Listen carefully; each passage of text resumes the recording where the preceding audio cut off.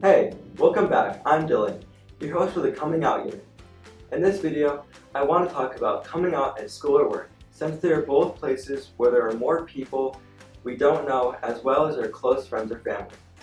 Some of the topics I want to talk about with coming out at school or work are homophobia and transphobia, how to identify safe and unsafe spaces, some possible pros and cons of coming out, and the human rights we are guaranteed thanks to the existing laws and ethics codes.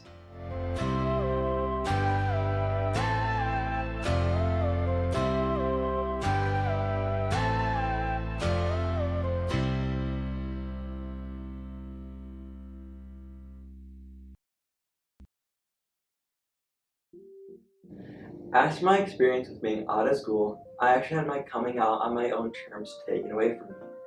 Not that I was planning a big pep rally or parade, but it would have been nice if I could prepare myself my entire school knowing before I was ready. Let me explain. In 9th grade, I felt kind of ready to share who I am with a few people at my school. I shared with some of my favorite teachers who I knew would be great and with 3 of my friends. So I did it. I came out. But soon after, I wondered why everyone was looking at me different. Did I have something in my face? But then someone I didn't even know came up to me and asked, "Are you really gay?" This couldn't be happening. How did they know? I asked myself. All I wanted to do was hide under a rock. It was too much. My home was a safe place where I could take a breath and not have to be the talk of my school. But time passed and other news in my school became a new priority. Everyone seemed to move on with their lives. It was about time. Even more time passed and I started to be okay with the fact that everyone knew. I mean, it's not like it was a raging secret or that I was hiding who I am. My school papers are on LGBTQ+ topics and my nails often sport a dashing color. No one should take our coming out away from us, but as the campaign says, for me, with time, it got better. So when we think about coming out at school or just being at school as an LGBTQ+ person, I consider myself lucky that I get to be myself. But something that has been helpful is identifying situations that can be rough, so I can know when I need to be strong.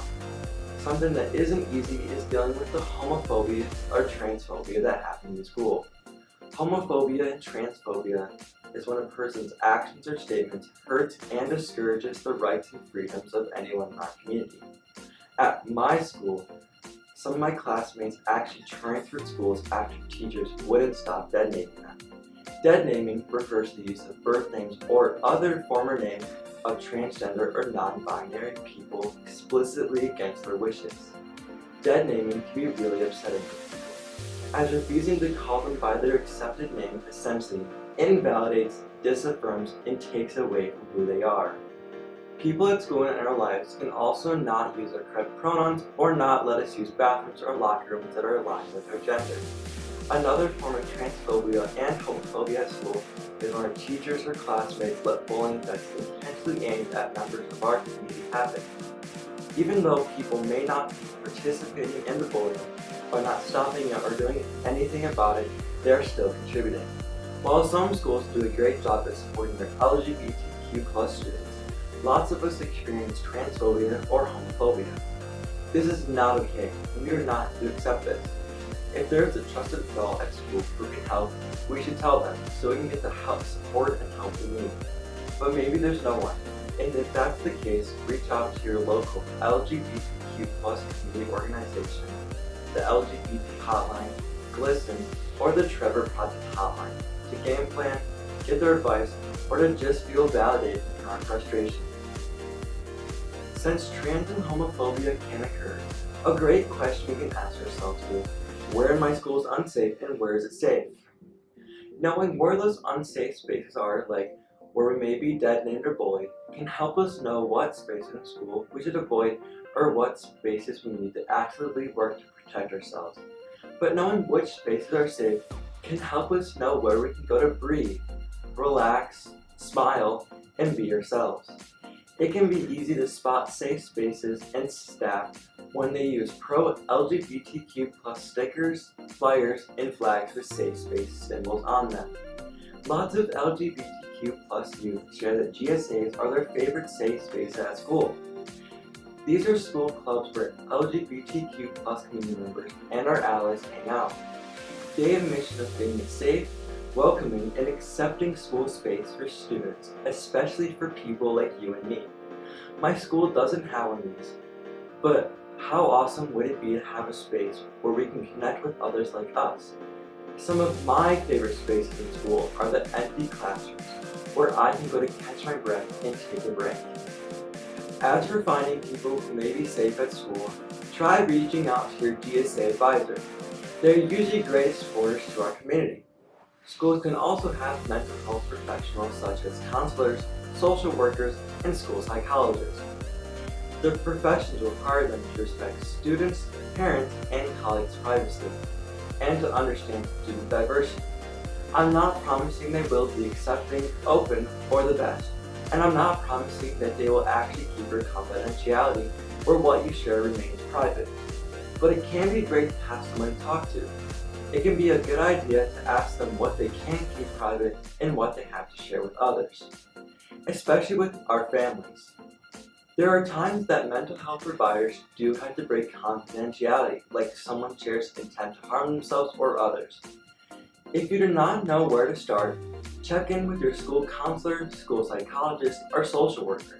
At my school, it's been great getting to know my counselor, who is surprisingly accepting of LGBTQ plus students. When thinking about being out of school, something I used to ask myself was, what would happen if I chose to come out? I think the best thing about coming out of school is having the opportunity to be accepted as the real me.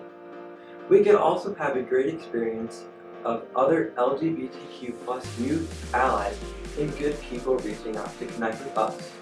Even though we can never really predict what coming out of school will look like, before I was out, I played out different scenarios in my mind of being out of school.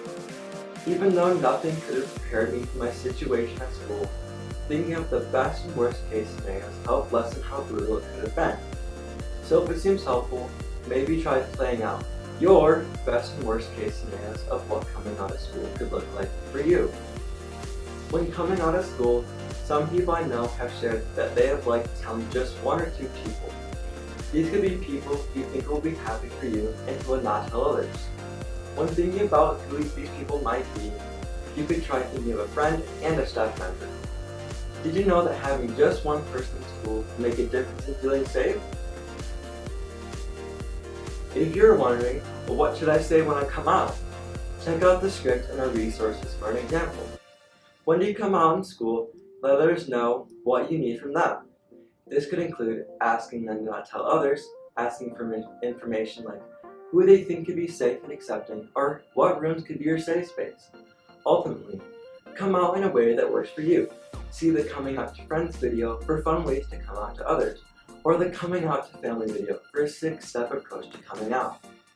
When talking about safety, it's important that we know our protections and rights. See the included resource sheet with a list of national laws, amendments, and ethical codes that protect us as LGBTQ plus youth in schools. Some items worth noting are Title IX, the Equal Access Act, FERPA, the 14th Amendment, and the NASP Ethics Code 1.2.5. Title IX sought to end discrimination based on gender.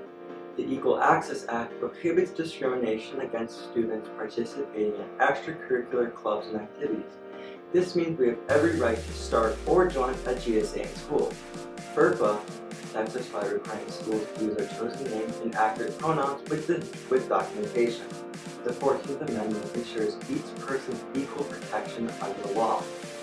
My favorite right worth noting is the National Association of School Psychologists Ethics Code 1.2.5. This code recommends that school psychologists respect the privacy and rights of LGBTQ plus students, parents, and colleagues, where they cannot share information about their LGBTQ plus identity without their permission. See the attached sheet to learn more about the legal and ethical protection we have. Even though there are lots of laws that protect us in school, each state's policies can differ. Private and charter schools can have different policies from public schools. Investigate what laws protect you in your state.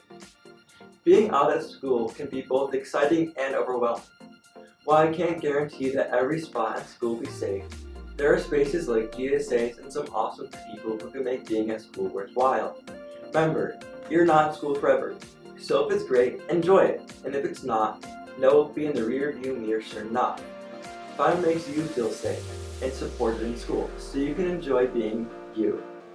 If you're thinking about coming out at school or work, check out the Coming Out at School or Work planning sheet. The sheet asks you to name a friend and staff you feel safe around. Describe how you would tell this person, identify best and worst case scenarios, and identify where safe places may be. We deserve to feel safe at school and work. We also deserve to surround ourselves with people who value us. I hope that what I've shared in this video can be helpful as you navigate coming out at school and work.